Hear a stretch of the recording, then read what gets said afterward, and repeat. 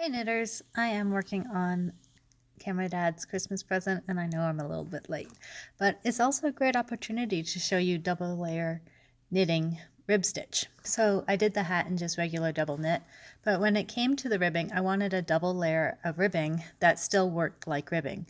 So insert double layer knitting, and I'll slip some stitches off here for you. You can see once this gets bound off, these stitches are going to nest together like that with how I bind it off. And so I made sure that I have one knit in front, one knit in back, one purl in front, one purl in back, just so that when it's nested, they lay into each other.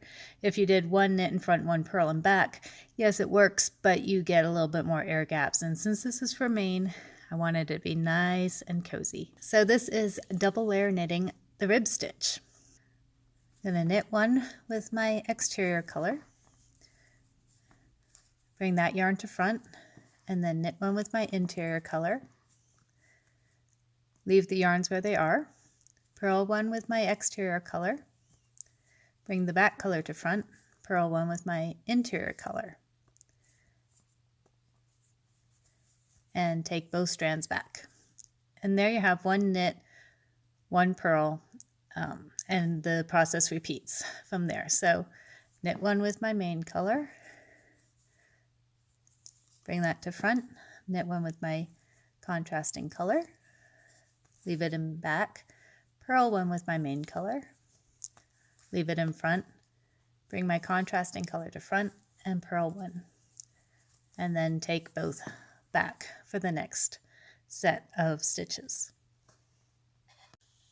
So you can do this with stranding tools like, those rings, or you can just do the move and drop method, or you can hold one in one hand and one in the other hand. You can double strand in one hand. Still working on getting that good enough to film, but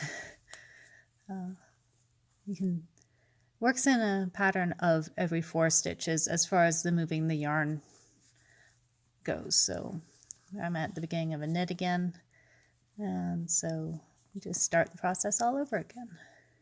One thing to note, when you bind off, you're going to kind of want to join these back together so that you do get the pretty nesting.